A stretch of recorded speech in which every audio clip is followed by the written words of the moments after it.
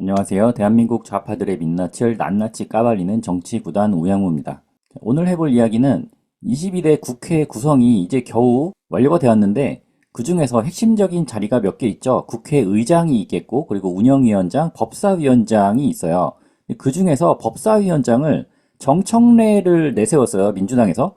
이게 어떤 문제가 있고 민주당이 어떤 생각을 갖고 이렇게 행동을 했는지 한번 알아보는 시간을 갖도록 하겠습니다. 일단은 22대 국회를 구성함에 있어서 국회의장, 법사위원장, 그리고 국회 운영위원장까지 민주당이 모두 독식했어요.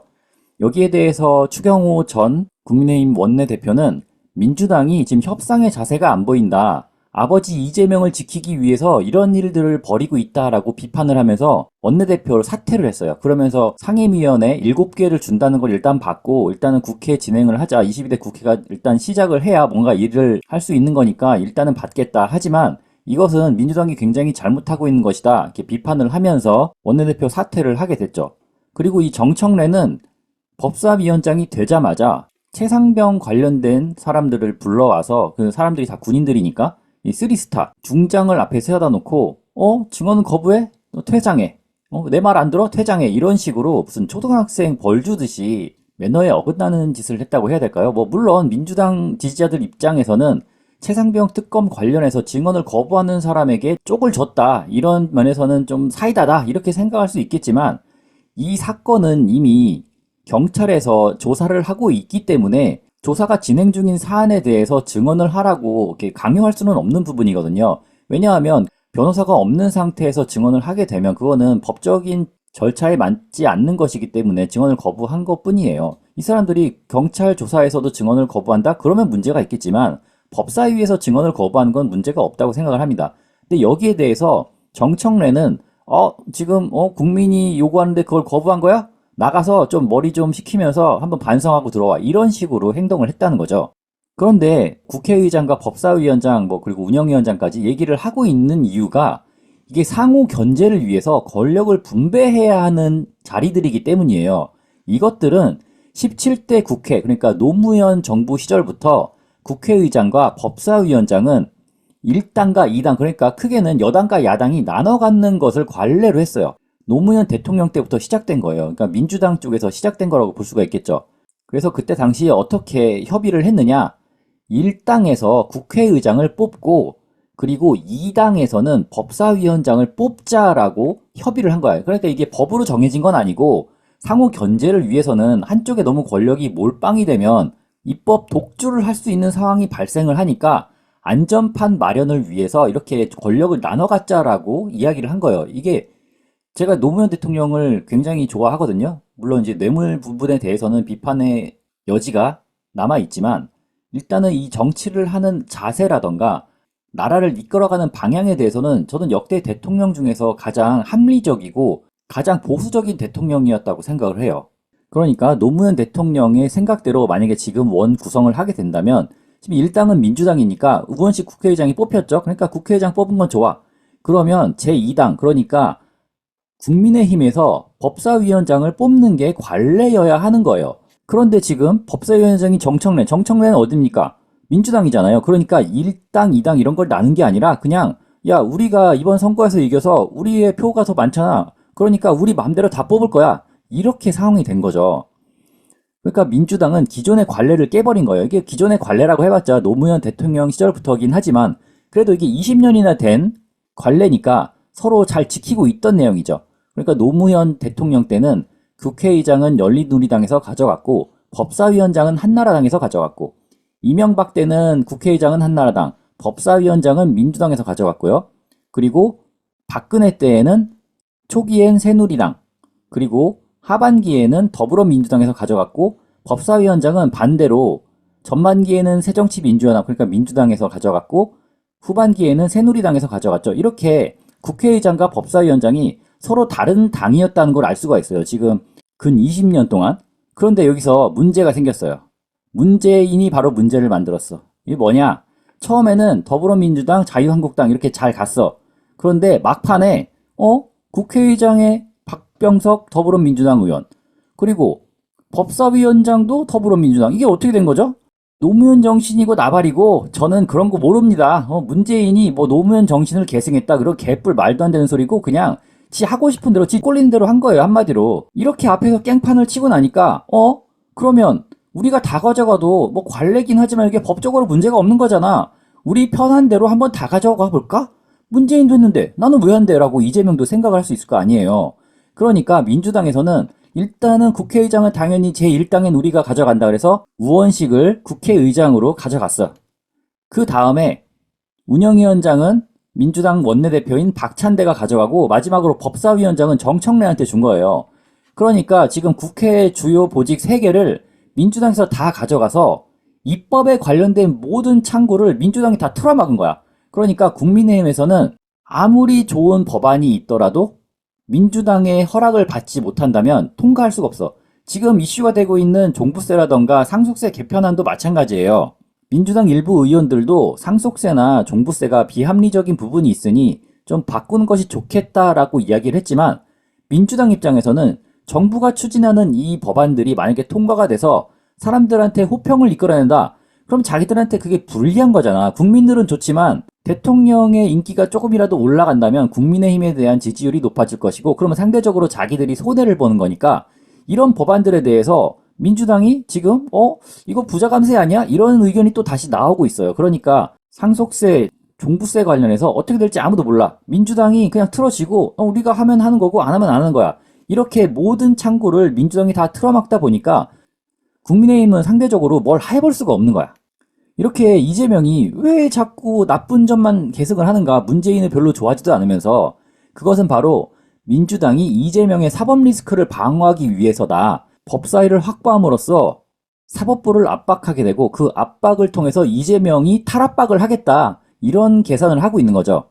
여기에 대해서 국민의힘 추경호 전 원내대표는 법사위가 마치 이재명의 로펌으로 전락해버렸다라고 비판을 했어요. 이게 왜 그러느냐? 법사위 소속 장경태 의원이 이것은 전형적인 기소권 남용이다. 이 공권력을 남용한 검사를 탄핵해야 된다라고 주장했고 그리고 정청래 법사위원장은 안부수와 이화영에 대한 재판 결과가 서로 상호 충돌하고 있다. 두 개의 똑같은 사건에 대해서 검찰이 다른 판단을 하고 있다라고 이야기를 했는데 이거는 여러 언론에서 밝힌 바와 같이 안부수를 기소할 당시에는 김성태의 진술이 확보되지 않았기 때문에 표면적으로 드러난 내용만 갖고 기소를 했고 지금 안부수의 항소심에서는 이미 공소장이 다 변경이 돼서 이화영하고 똑같은 내용으로 재판이 진행이 되고 있어요. 이렇게 언론을 통해서 다 알려진 내용 갖다가도 이렇게 조작을 하고 왜곡을 하려고 하는 거죠. 그리고 서영교 최고위원은 이 사람은 뭐 법적으로 뭐 아무것도 모르는 것 같아. 그냥 억울하게 야당 대표를 검찰이 조작하고 올감해도 되느냐? 일단은 모르겠다. 검찰이 다 조작한 거다! 이렇게 소리를 지르고 윤석열 정권 이렇게 해서 무슨 처벌을 받으려고 하느냐? 이게 정치인이 할 말은 아닌 것 같아요. 이게 뭐 일반 사람들이 술 먹다가 야 이거 뭐 이번 정부 검찰 정권 뭐 이거 이재명 잡아서 족치려고 너무 조작하는 거 아니냐 이렇게 얘기하는 거는 뭐 술 먹으면서 그렇게 얘기할 수 있지. 근데 국회의원이 이렇게 아무런 근거도 없이 야 이거는 검찰이 조작했다. 뭘 조작했는데요? 야 이거 윤석열 정권이 이재명을 잡으려고 한다. 아니 대체 윤석열 정권이 어떻게 조작을 해서 어떻게 이재명을 죽이려고 하는 건지 구체적으로 이야기를 해야죠. 이렇게 법사위에 소속된 민주당 의원들이 이재명에 대한 재판 결과도 아니야. 이화영의 재판 결과에 대해서 물론 이제 이화영의 재판 결과를 갖고 이재명을 기소하긴 했지만 이화영의 결과가 나온 뒤에 야 이거는 뭐 검찰이 다 조작한 거 아니냐 이런 식으로 자꾸 왜곡된 내용을 자기 지지자들한테 퍼뜨리려고 하는 거죠. 그렇게 해야지 자기들 지지율이 떨어지지 않으니까. 그런데 여기서 문제가 또 하나 있어요. 이게 역대 법제사법위원회 위원장 명단인데 여기 뭐 더 앞에 한참 있지만 그분들이 대부분 다 법조인들이에요. 그러니까 뭐 사법고시를 패스해서 검사를 했던 판사를 했던 변호사를 했던 법에 대해서는 우리나라에서 가장 많이 알고 있는 사람들이라고 할 수 있겠죠. 그런데 이상하게도 민주당이 법사위원장을 뽑으면 가끔 가다가 비법조인이 나와. 그게 첫 번째로 나온 게 박영선이었어요. 박영선이 19대 전반기에 법사위원장이었는데 언론인이에요. 언론인. 그냥 MBC 출신이야. 언론인이 뭐 얼마나 법을 알겠냐고. 법사위원회의 위원으로서 참가하는 건 국회의원이기 때문에 분명 할 수 있는 일이라고 생각을 하지만 법사위원장은 좀 다르다고 생각을 해요. 위원장이 되려면 그 누구보다 법에 대해서 잘 알아야 하고 법의 맹점에 대해서도 잘 알아야 하는 사람인데 이렇게 비법조인 출신이 법사위원장을 한다. 그런데 여기서 정청래는 무슨 경력을 갖고 있느냐?